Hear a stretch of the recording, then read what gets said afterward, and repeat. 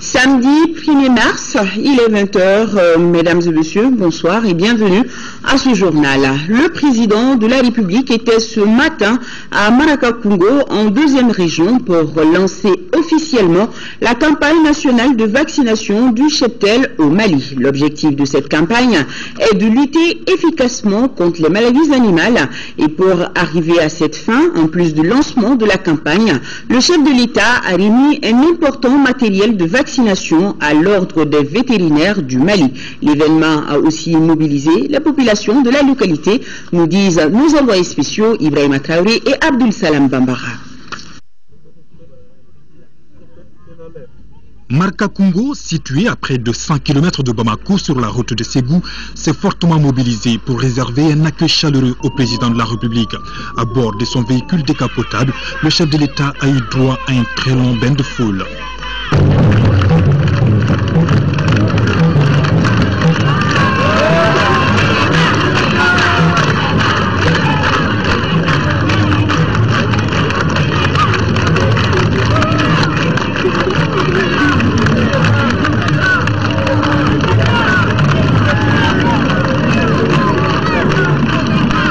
Le président Ibrahim Boubacar Keïta est venu administrer la toute première dose de vaccin à un bovin, un acte qui marque le début de la vaste campagne de vaccination du cheptel malien contre les maladies animales.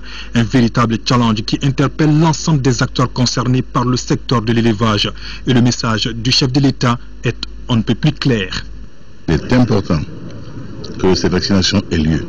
Pourquoi j'engage tous ceux qui arrivent du Mali, en quelque autorité, en quelle capacité d'avoir de la voix, de l'influence, de faire en sorte qu'il soit entendu qu'il y a des vaccins, qu'il faut que le bétail ait accès à ces vaccins-là pour sa protection et pour la qualité de ce qui va nous revenir non consommateurs.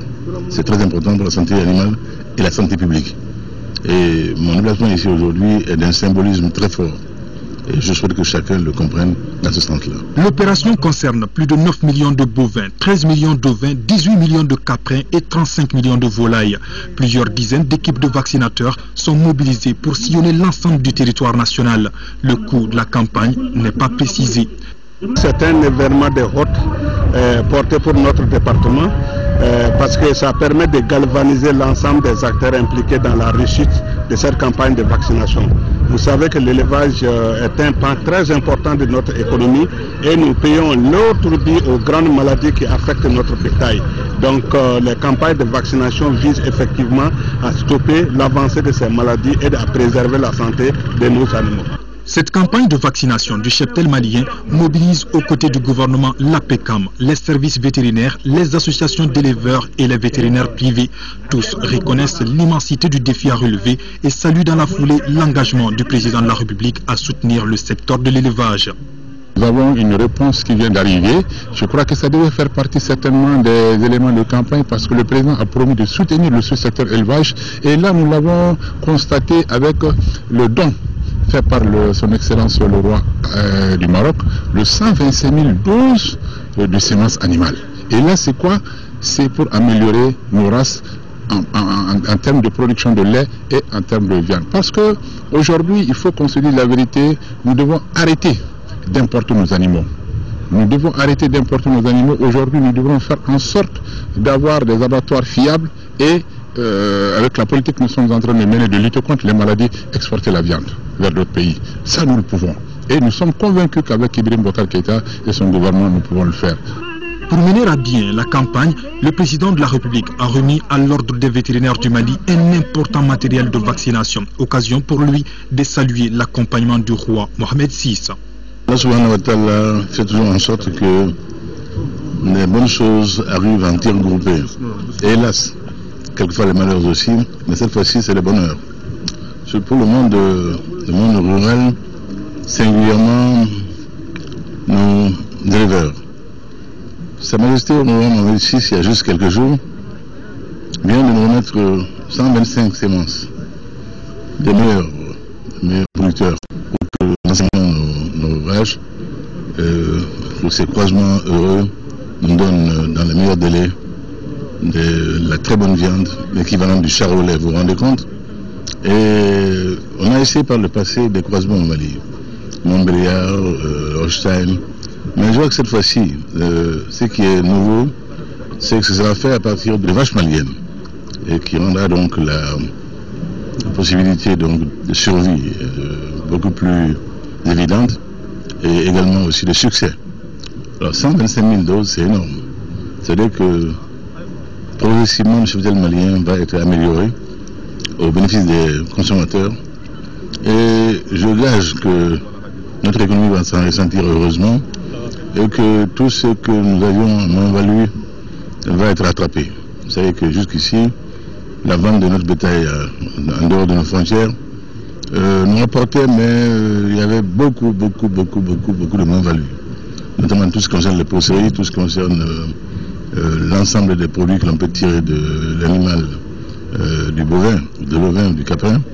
Tout cela, nous allons pouvoir le récupérer. Et par le développement également d'une politique d'abattoir et de développement mesuré, maîtrisé des industries animales et de la production et de l'industrie également. Tout cela, je vois, c'est un grand bonheur pour les éleveurs maliens. Pas seulement eux, mais l'ensemble de notre économie nationale va en profiter. En regagnant Bamako, le président Ibeka n'a quasiment pas eu de répit tout au long du trajet. Ils étaient nombreux sur les artères à saluer le chef de l'État.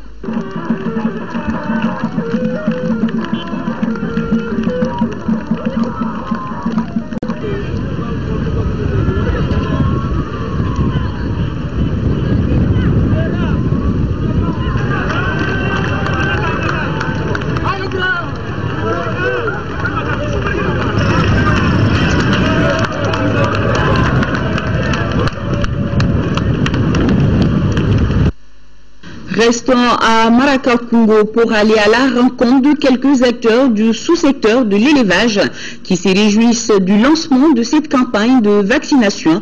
On fait le point avec Amadou Sankaré et Tchédje Kamara. Derrière ce acte du président de la République, premier agent vaccinataire du jour, se trouve une vision. Celle de développer notre élevage dans une perspective de sécurité alimentaire et nutritionnelle pour une croissance économique durable.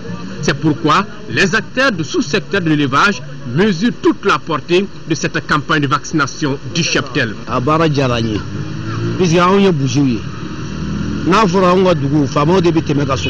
Nous sommes contents de cette campagne de vaccination puisqu'elle protège nos animaux contre les maladies. Nous souhaitons avoir des animaux bien gras, mais le marché est très cher. Nous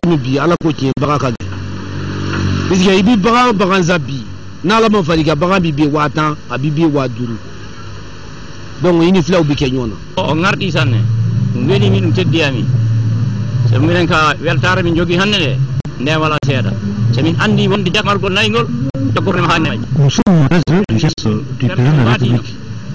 Aujourd'hui, il n'y a plus de grand espace pour l'élevage, mais avec cet engagement des autorités, nous avons de l'espoir pour la régénération des pâturages. Et merci pour ce pack qu'ils nous offrent.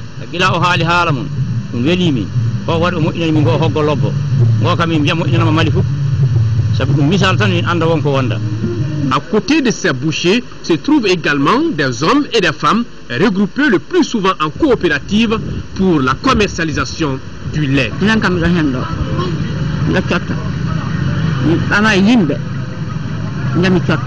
Le lait occupe une place importante dans l'atteinte de la sécurité alimentaire. Mais ce produit nous revient très cher car nous payons le litre à 500 francs. Nous faisons peu de bénéfices.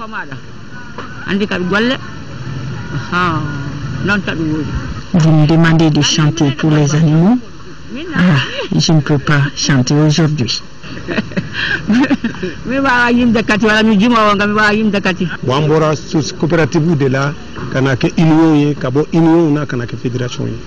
Nous sommes aujourd'hui regroupés en fédération. La production de lait est importante et nous vendons des milliers de litres par jour. Nous sommes représentés dans plusieurs localités du pays. Pour pérenniser et éradiquer les maladies animales, le laboratoire central vétérinaire du Mali, qui a vu le jour en 1979, a produit plusieurs vaccins à cet effet. Aujourd'hui, c'est la disponibilité des vaccins de qualité. Donc, nous sommes aujourd'hui à 101% d'objectifs atteints par notre structure.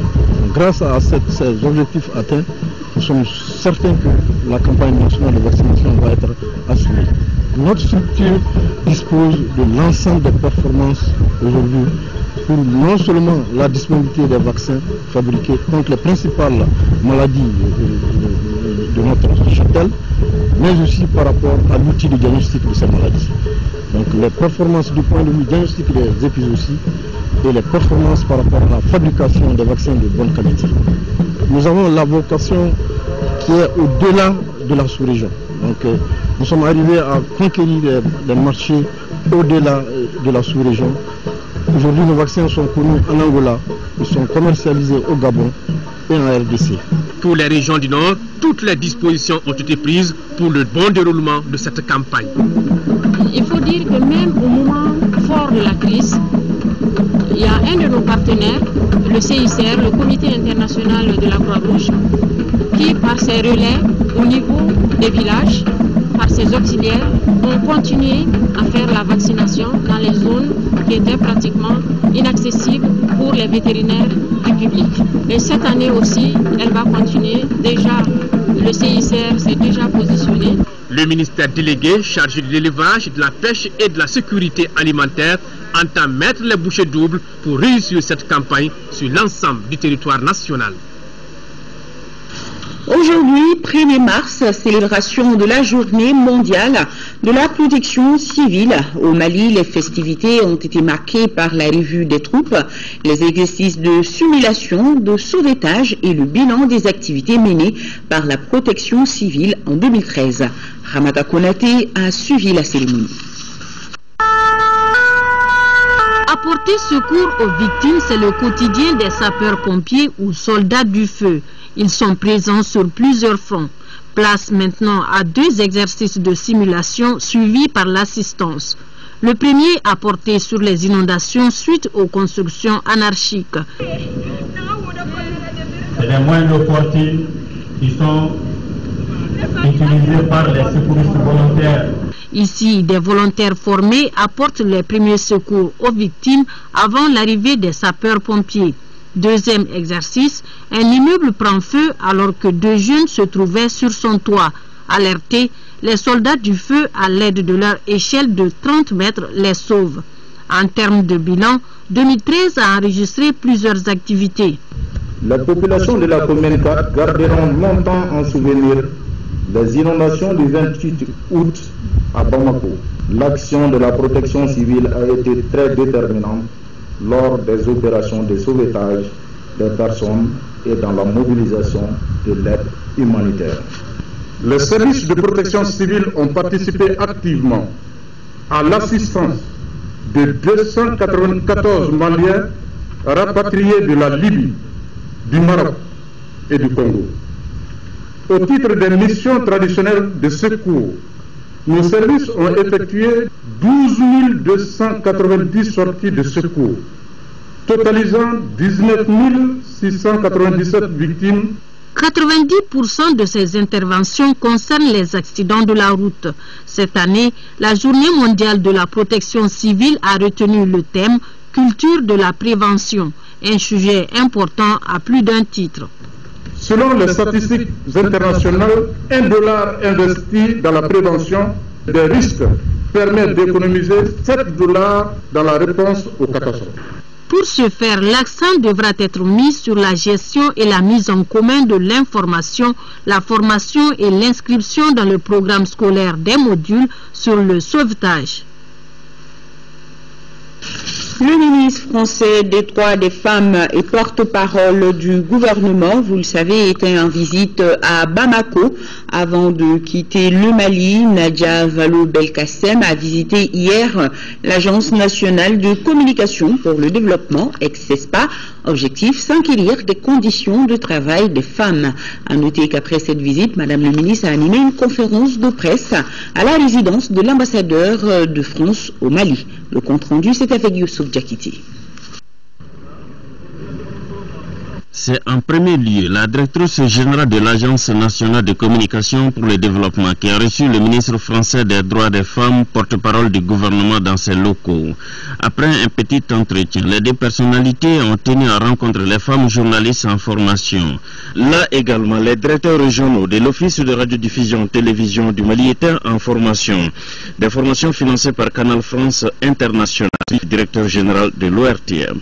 Avec ces dernières, elles ont évoqué la problématique des droits des femmes au Mali, mais elles ont aussi abordé d'autres questions, celles surtout relatives à la problématique des candidatures féminines, le mariage forcé et bien d'autres questions. Nos deux pays, la France et le Mali, sont très étroitement liés aujourd'hui, comme des frères. Ce sont des frères, donc j'ai envie de continuer à nourrir cette fraternité-là, notamment en développant une coopération sur les droits des femmes, qui me semble être un enjeu majeur. Vous avez évoqué des questions spécifiques, par exemple, avec le président? On a beaucoup parlé des droits des femmes, justement, comment faire en sorte qu'elles accèdent davantage aux responsabilités politiques, économiques, comment lutter contre les violences faites aux femmes.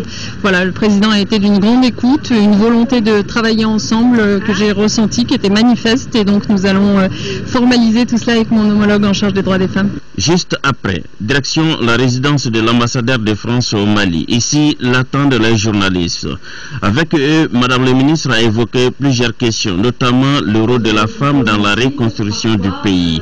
De façon globale, la place de la femme dans le développement socio-économique de la nation, la création d'entreprises au féminin, un égal accès des femmes aux postes de responsabilité. Par la même occasion, le ministre a réaffirmé l'engagement constant de la France qui sera d'ailleurs soutenu dans un bref délai, précise-t-elle, par la signature d'une convention de partenariat entre les deux départements français et maliens en charge des questions de la femme. Signature d'un protocole d'entente entre les partenaires techniques et financiers européens et le président de l'association des municipalités du Mali. Il concerne la mise en œuvre du programme d'appui pour la restauration de la paix et de la sécurité à travers la maîtrise d'ouvrage dans 12 cercles. Pour une durée de 3 ans, le coût du projet est de plus de 2 milliards de francs CFA. Moïse Traoré nous en parle. Plus de 2 milliards 600 millions, c'est le cumul des enveloppes consacrées au nouveau programme pour l'amélioration des conditions de vie dans 12 cercles.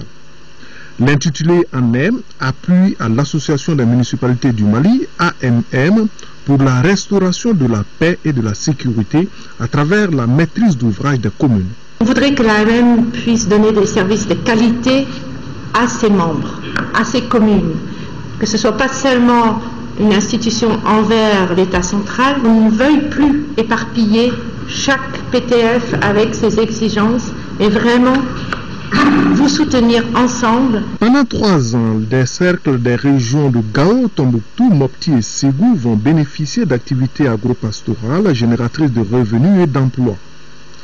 Dans d'autres, il sera instauré un dialogue inclusif et porteur de paix entre différentes communautés. Ce qu'on a appris de cette crise, c'est l'importance de la décentralisation au Mali et de renforcer les pouvoirs qui sont plus proches aux citoyenneté. Ça sera le renforcement de la gouvernabilité et du futur du développement du pays. On espère qu'il sera déterminante pour établir la bonne entente parmi les communautés dans le nord du Mali, puisque nous avons orienté cette aide essentiellement vers le dialogue communal. L'association des communes néerlandaises est partie prenante du protocole d'entente dont le maître d'ouvrage est l'AMM. C'est un édifice qui est ici, que l'État malien a mis à la disposition de l'association des pouvoirs locaux, mais sa rénovation exige des moyens complémentaires pour que justement les 761 collectivités puissent se retrouver. L'association des municipalités du Mali est à la recherche de 300 millions pour se construire un siège. Plus de 200 associations ont signé aujourd'hui une plateforme de propositions pour la paix et la réconciliation. À travers cette plateforme, les signataires veulent mettre en place un dispositif efficace de suivi et d'évaluation des recommandations des États généraux de la décentralisation et des assises sur le Nord. Daouda Sidiki Diarra, reportage. Tous pour la paix au Mali. Vivons ensemble. Vive la paix.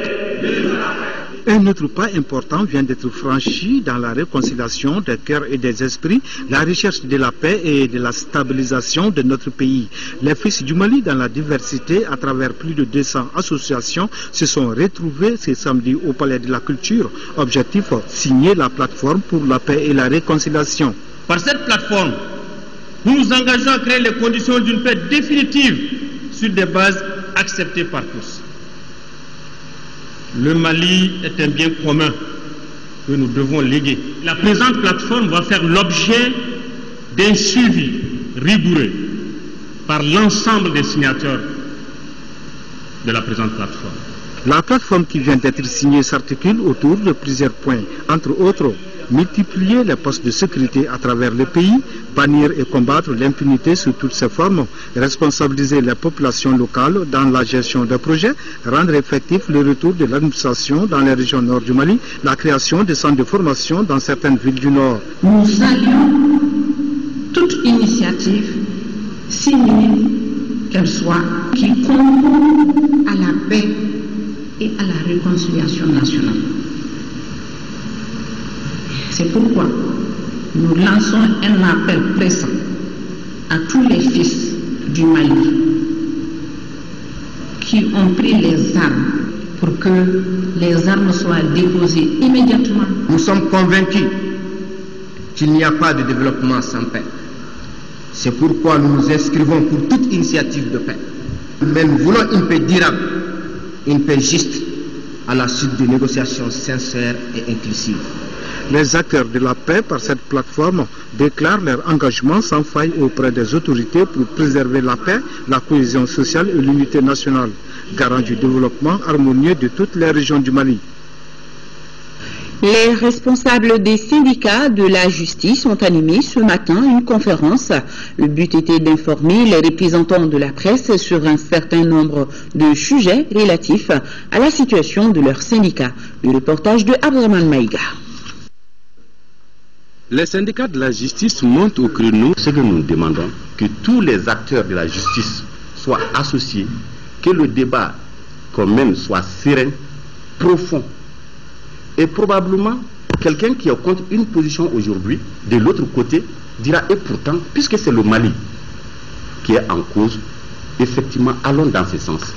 À travers cette conférence, les journalistes ont été édifiés sur la situation actuelle des doléances soumises par le syndicat des greffiers, secrétaire de greffe et parquet et celle du syndicat libre de la magistrature. Si pour le premier, les discussions doivent être entamées dans les brefs délais, pour le second, sur les 14 points de revendication élaborés en 2002, seulement un point d'accord a été trouvé avec le gouvernement malien en 2009. Nous avons compris qu'au-delà de la diversité qui peut se trouver entre les différents acteurs de la justice, qu'il est de bon ton aujourd'hui que nous nous réunissons pour aller de l'avant.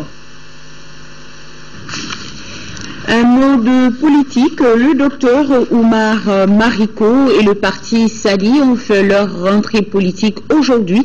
C'était à travers une conférence de presse au menu de la rencontre. Information sur les revenus de l'honorable Oumar Mariko au cours de la dernière législature. Alousseinou Touré nous précise que l'intéressé s'engage à reverser l'intégralité des 28 800 000 francs CFA au trésor public. Compte rendu. C'est par une conférence de presse aux allures d'un meeting que l'honorable Oumar Mariko, secrétaire général du parti Sadi, signe sa rentrée politique.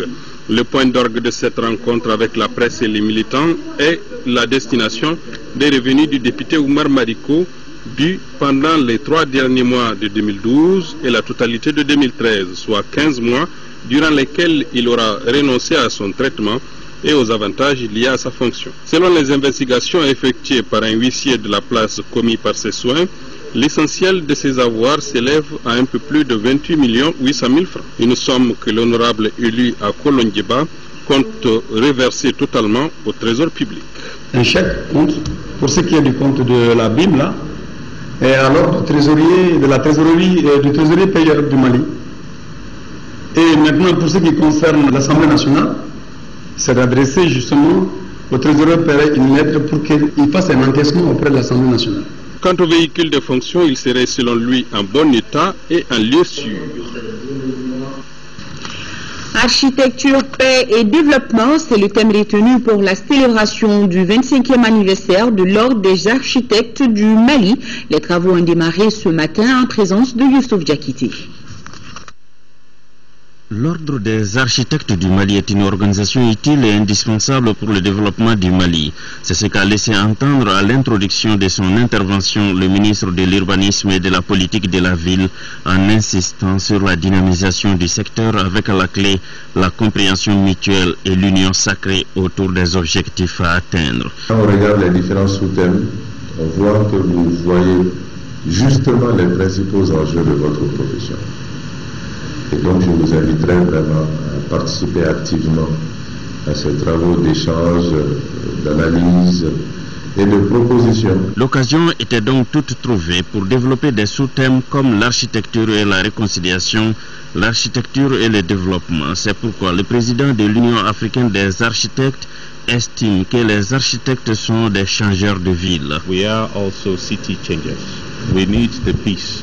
Si on regarde les thèmes de la rencontre et le contexte dans lequel la rencontre se déroule, les thèmes de la rencontre, la paix, l'architecture, la paix et le développement. L'architecture est un secteur au-delà de la construction d'habitation seulement. Et comme je l'ai dit dans mon discours, nous sommes des changeurs de ville. L'architecture a toujours été, dans le temps comme dans l'histoire, le symbole du développement d'un pays. L'architecture est une activité transversale dans les domaines du BTP qui est non seulement au début du processus mais aussi à la fin. Voilà qui confère à cette activité toute l'importance qu'elle joue non seulement dans l'harmonie de notre environnement et cela dans une parfaite symbiose avec notre culture. Tous sont donc unanimes que ces objectifs de paix et de développement ne peuvent être atteints que dans la conjugaison des efforts. Et vous aurez justement Issaka Tembeli, le président de l'Ordre des architectes du Mali, sur le plateau de Actu Hebdo de demain, dimanche 2 mars, l'OAM qui célèbre ce samedi 1er mars son 25e anniversaire, avec le thème bien sûr architecture, paix et développement. Invité aussi dans Actu Hebdo, Cheikh Fantamadi Traoré, coordinateur du programme décennal de la formation professionnelle et de l'emploi. Et vous aurez également le docteur Traoré Alimatou Kone, directrice nationale des services vétérinaires. Actu Hebdo, c'est demain dimanche à partir de midi sur l'ERTM avec Ibrahima Djombeli. 5e session ordinaire du Conseil de surveillance du programme d'appui au développement durable de l'élevage au Sahel occidental. La rencontre doit permettre, entre autres participants, de statuer sur le rapport d'activité 2013 du PADESO. Fadema Keita, compte rendu. Le Sahel occidental détient d'énormes potentialités pastorales. Cette prouesse fait de lui un centre de développement de la filière viande rouge. La mission du programme d'appui au développement durable de l'élevage au Sahel occidental PADESO est de contribuer à l'émergence des agroéleveurs et des pasteurs de sa zone d'intervention. Cette session ordinaire comme les précédentes s'inscrit dans ce cadre. Au cours de cette 5e session, il sera question des activités menées en 2013, notamment la gestion des périmètres pastoraux, la gestion des infrastructures, la gestion des activités menées par les femmes. Et au cours de l'année, nous avons mené une activité vente promotionnelle. Le projet s'attelle à faire du Mali l'un des premiers exportateurs de viande rouge à l'horizon 2018. Il a mis pendant la première tranche du financement à la disposition des acteurs de l'élevage des zones pastorales du Dili, de Nara-Est, du Karta et de Kainor, des infrastructures modèles d'exploitation rationnelle des pâturages, de commercialisation du bétail et des produits animaux et des infrastructures de santé animale. Créé en 2009, le PADESO est un service rattaché à la Direction nationale des productions et des industries animales. Ses principales activités sont notamment le développement des ressources en eau, le suivi des aménagements pastoraux existants, l'amélioration des conditions géosanitaires du cheptel, la valorisation des productions animales. Le programme couvre certains périmètres pastoraux des régions d'Ekaï, Koulikoro et Ségou. Je vous amène à présent à Kassela, dans la commune rurale de Baguineda. La localité a vibré aujourd'hui au rythme de la première édition de la foire Toguna Exposition, initiée par la représentation de Toguna Agro-Industrie, la présentation de produits maraîchers et des échanges d'expériences entre maraîchers étaient au menu de la foire. Nos envoyés spéciaux sont Nando Damélé et Seydou Sissoko. Quelle que soit la taille d'une cérémonie, elle a un contenu et c'est ce dernier qui compte. Le producteur maraîcher de Kassela et environ, évoluant dans le cadre du projet renforcement des capacités de résistance des 5000 ménages vulnérables de la bande sahélienne du Mali par la création de jardins villageois potagers de proximité ne diront pas le contraire. Pour que le pays se développe, il faut développer le secteur agricole. Et cela n'est pas possible sans les intrants de bonne qualité. Initié par le programme GDFOR en partenariat avec la FAO et Toguna Agro-Industrie, le projet a permis la diminution remarquable de la coupe de bois dans la zone. On les a regroupés en coopérative, après on les a créés un périmètre maraîcher. Tout ça pour pouvoir diminuer l'exploitation des ressources de nos forêts.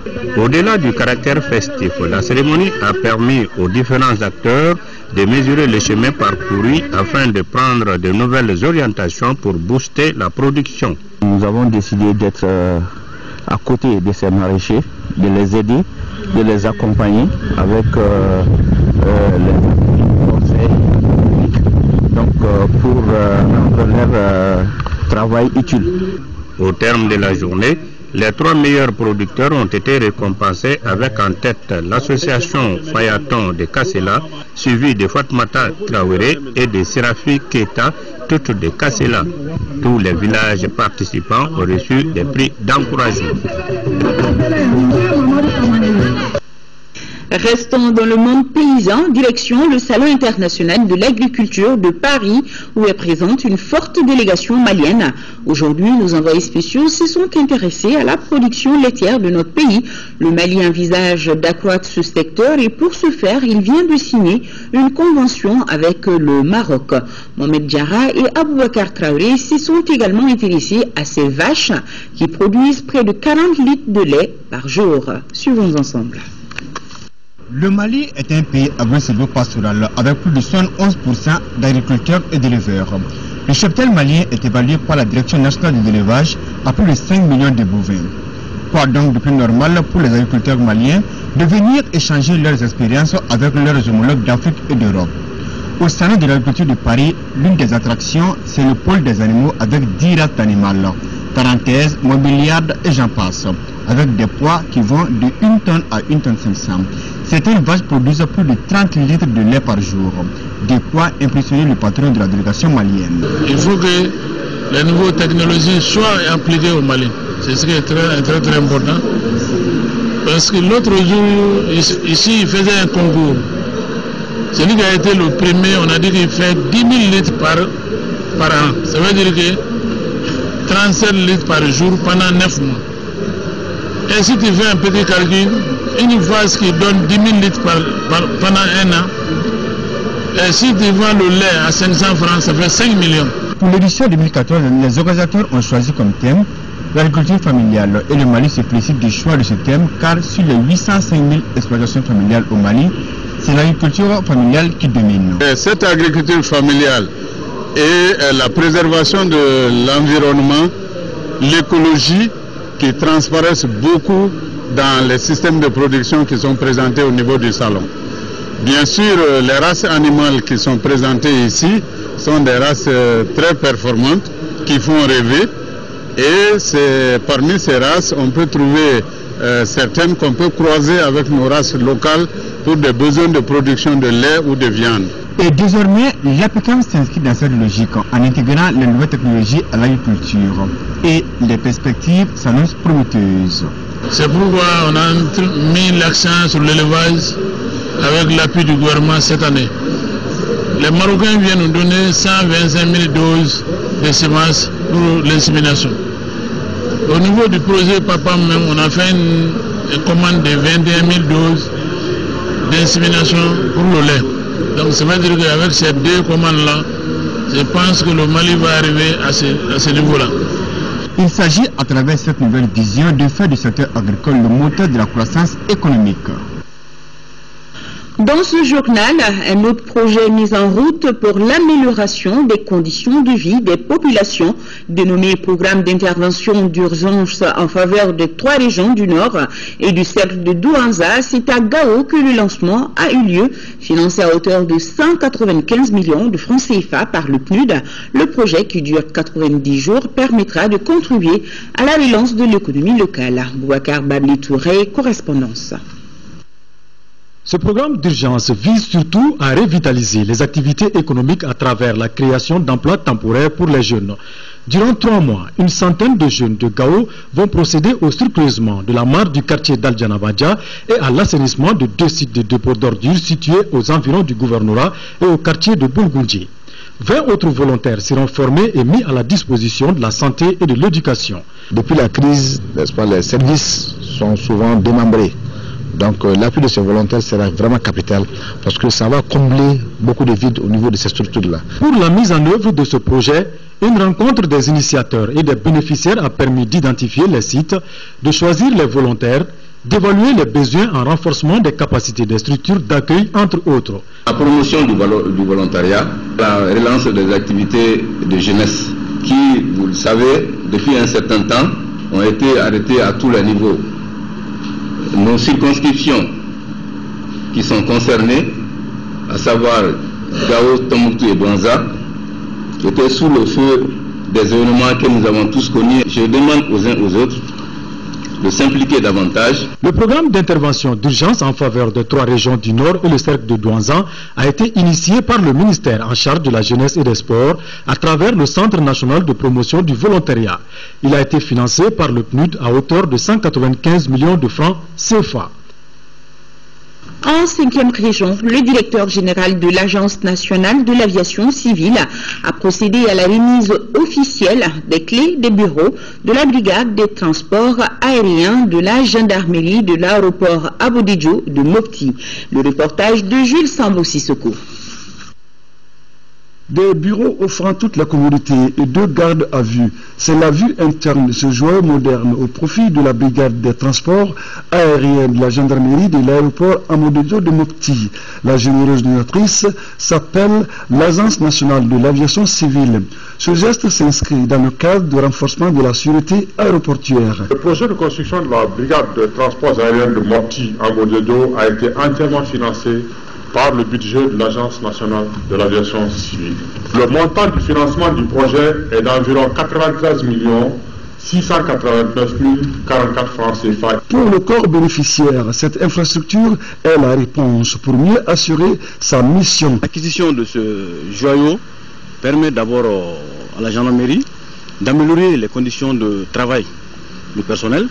Ça, c'est dans un premier temps. Dans un deuxième temps, ça renforce les capacités opérationnelles dans le cadre de la sécurité en général. Nous allons faire bon usage de ce joyau. Un aéroport digne de ce nom international qui a encore souffrait d'un certain manque de commodité, monsieur le directeur général, qui est venu de combler. La visite des locaux et la remise des attestations à des agents de la police et de l'aéroport de Mopti ayant suivi une formation en imagerie et en radioscopie ont mis fin à cette cérémonie.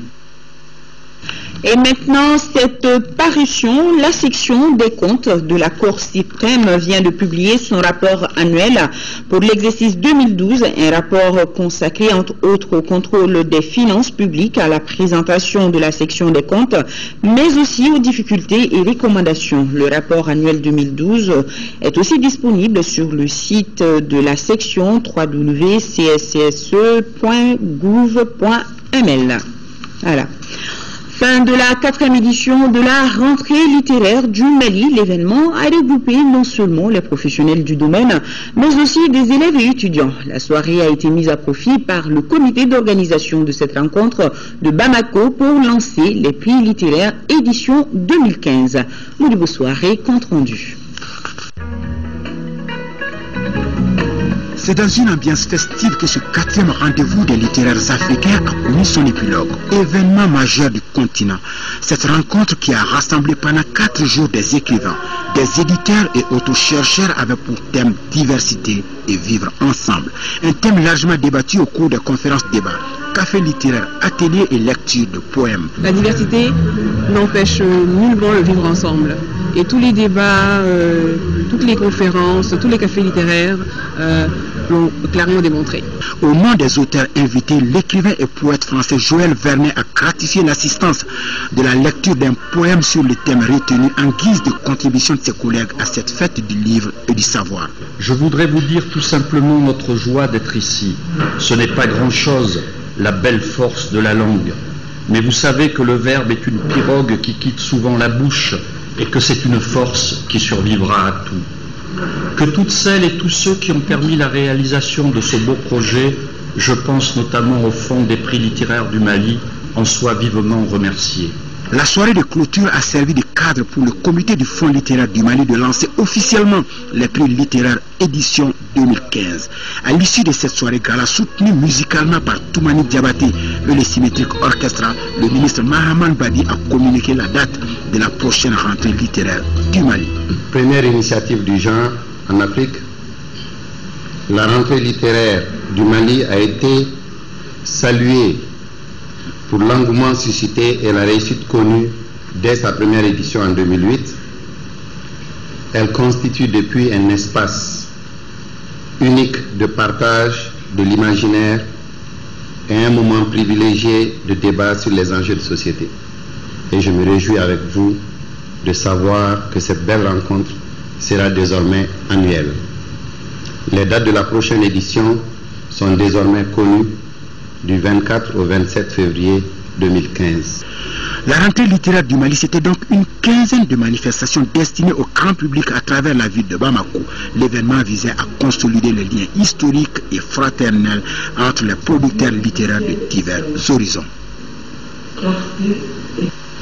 Sur un tout autre plan, 4e édition de la Ziara organisée par l'Association pour la réforme de l'enseignement coranique en Afrique et les ressortissants du village de Kolomina servent de neuro du Sahel. Cette année, l'événement était placé sous les signes de la paix et de la réconciliation nationale au Mali.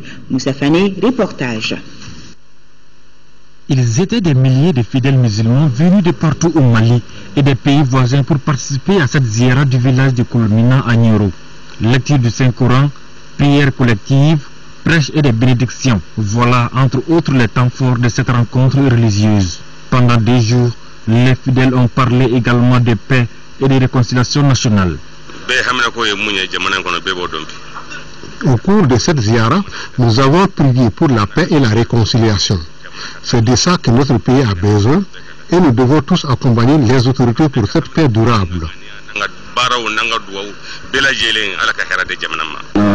Lu Saint-Coran centaines de fois. On vient de terminer les 2 jours là vraiment, qui est des jours qu'on a fait beaucoup de sacrifices aussi pour adorer Dieu et demander le pardon pour nous et pour tous les pays et pour tous les musulmans.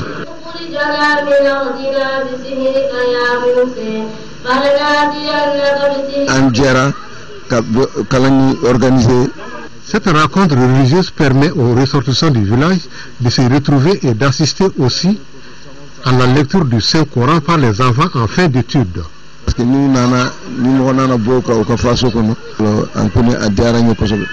Cette ziara 2014 de Kolomina a été aussi une occasion pour les fidèles musulmans d'évoquer la vie du prophète, paix et salut sur lui, qui a prôné la paix, la justice, la tolérance et la bienfaisance. Et cette annonce, avant d'ouvrir la page sport, à suivre après ce journal, l'intégralité de l'intervention du président de la République, Ibrahim Boubacar Keïta, devant les Maliens d'Abuja au Nigeria. C'est en marge des festivités du centenaire de la réunification du Nigeria.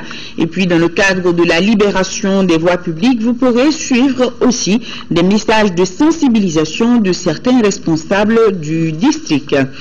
Football, 16e de finale aller de la Ligue africaine des champions, le stade malien de Bamako a été tenu en échec 0-0 par les Soudanais d'Al Hilal.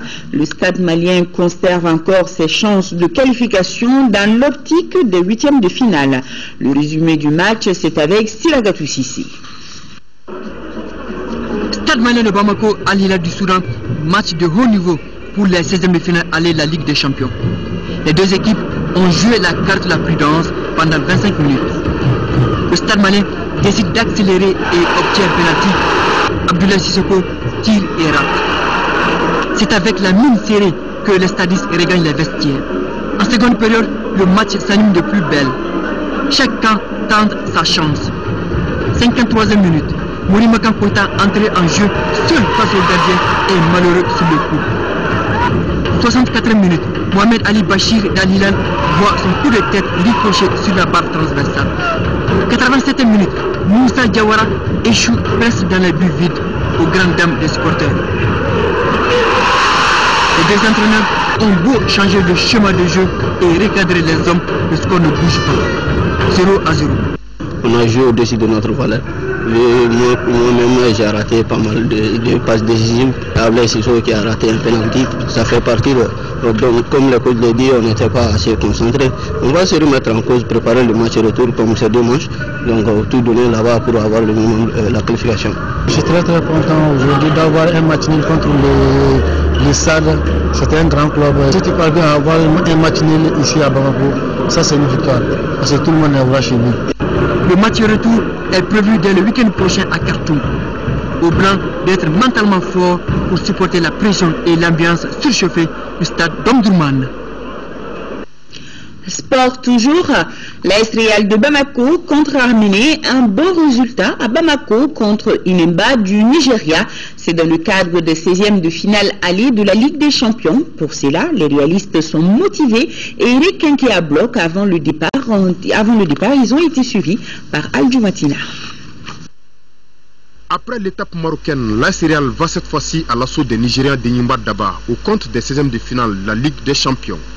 Pour espérer franchir cet autre cap, les Scorpions se doivent de montrer plus d'envie et de générosité dans le jeu. En ce sens que la rencontre qui profile à l'horizon est une autre réalité. C'est vraiment un autre match, que ce soit sur le plan mental, sur le plan technique, sur le plan tactique, parce que le football nigérien est quand même différent du football, c'est deux styles, des identités différentes. Et je suis persuadé que si réellement on parvient à résister à tous ces trucs-là, je pense qu'on peut faire un bon résultat là-bas. Tombeur des Togolais d'Ange de Notse au tour préliminaire, Enyimba FC a à son actif 2 Ligues des Champions et 2 Supercoupes d'Afrique.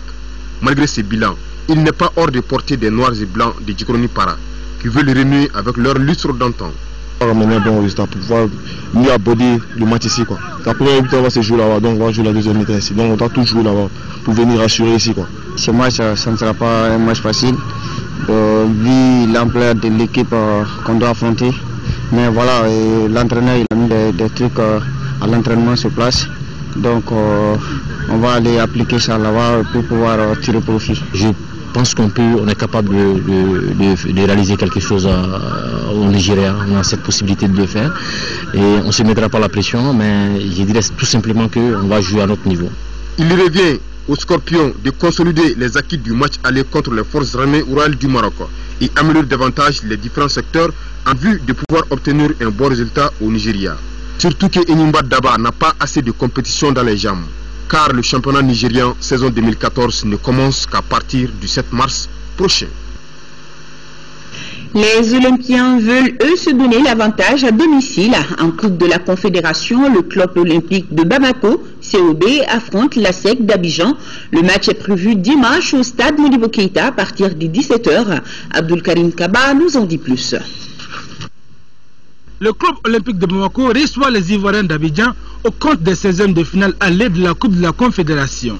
La SEC, une équipe expérimentée sur le continent, mais cela ne ferait pas les Verts. Ouais, c'est vrai que c'est toujours compliqué de jouer contre des équipes aussi expérimentées comme la SEC. Mais comme j'avais toujours dit, ce n'est plus le même ASEC en face. car c'est une équipe qui mérite aussi du respect, car franchement c'est l'équipe qui a duré sur le continent africain à faire des performances. On mettra toutes les chances de notre côté afin de pouvoir faire un résultat pour le dimanche. Autant sur le plan physique que mental, tous les moyens sont réunis pour faire la différence ici à Bamako. D'abord, avec un très bon état d'esprit, les enfants ont envie de jouer, ils sont tous en bonne santé. Et encore une fois de plus, l'état d'esprit est merveilleux. Il n'y a pas de problème, il n'y a pas de blessés, rien, tout le monde va bien et franchement on est prêt pour le dimanche. Le football reste football, en cas où c'est serein chez nous ici afin de faire la différence ici. Bon, juste pour notre qualité de jeu et puis la qualité individuelle, je pense que quand même ça, c'est ça le plus important. Et il faut y croire aussi. Le football, quand tu crois, tu vas y arriver.